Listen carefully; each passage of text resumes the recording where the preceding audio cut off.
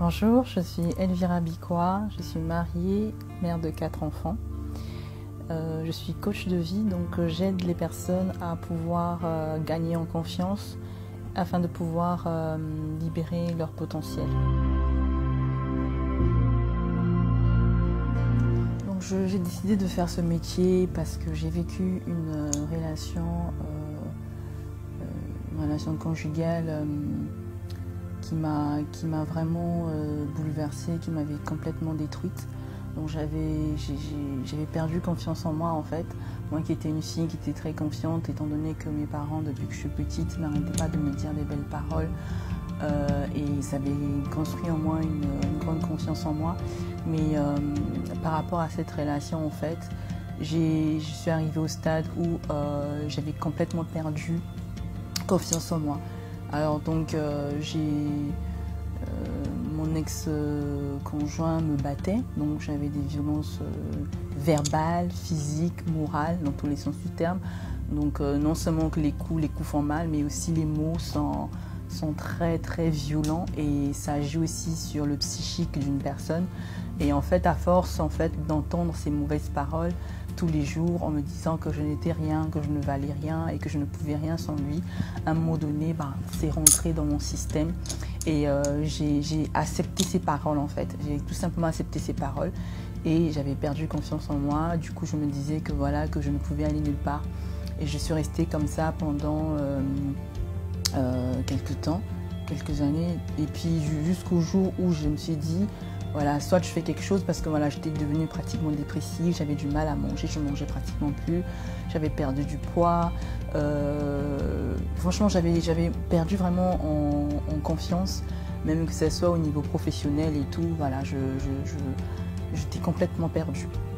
Donc, étant donné que j'ai pu me relever en fait, donc après avoir perdu du temps dans cette relation, je me suis dit bon, Elvira, si tu continues comme ça, soit tu meurs, voilà, soit tu continues à rester là et tu meurs, ou tu te relèves et tu fais quelque chose.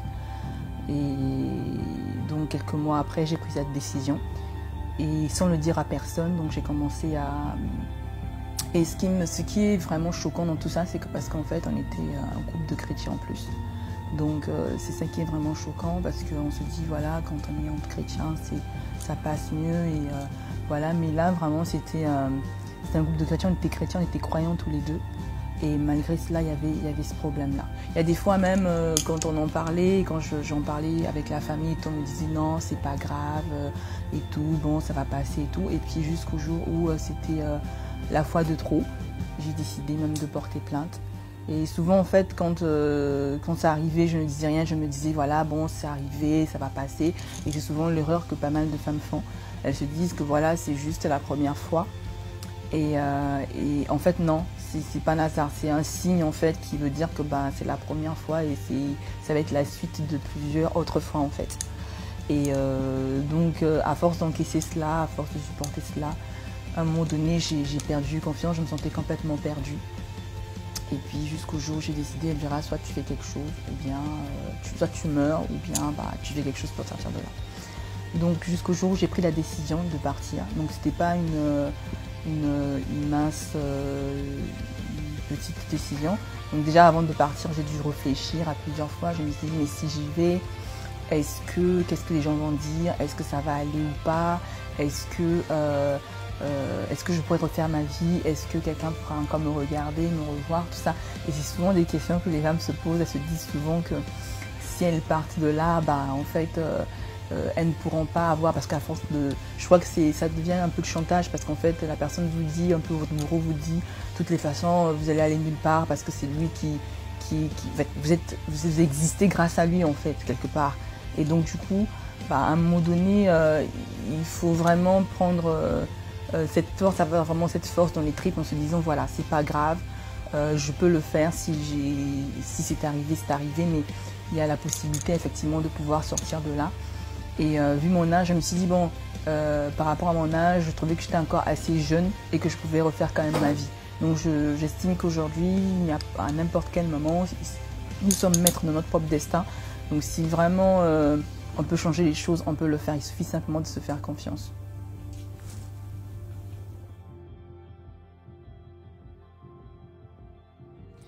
Alors, ma vision aujourd'hui, c'est vraiment de transformer ces femmes qui ont vécu, que ce soit le rejet, les blessures, les déceptions, les violences, toutes ces absurdités qui ont été meurtries dans leur âme. Ma vision, c'est vraiment de les faire comprendre que tout est possible, peu importe l'âge, peu importe le niveau social, peu importe la situation dans la vie dans laquelle on est actuellement. Il est possible de changer tout cela et de devenir... de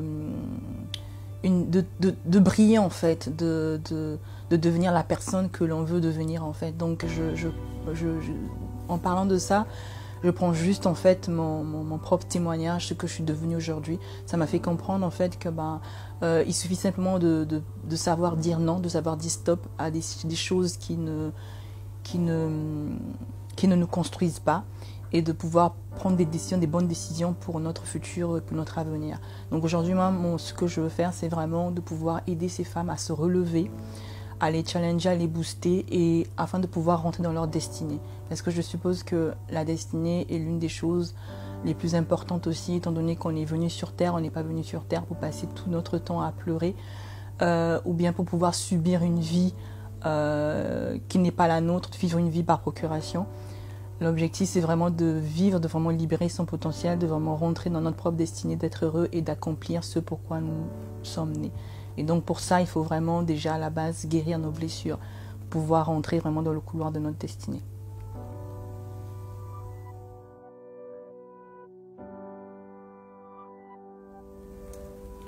Si vous avez besoin d'aide, vous pouvez me contacter sur mon adresse mail à elvirabikoa, attaché, le chiffre 2, @gmail.com, ou en cliquant sur mes liens qui sont juste en bas sur la page.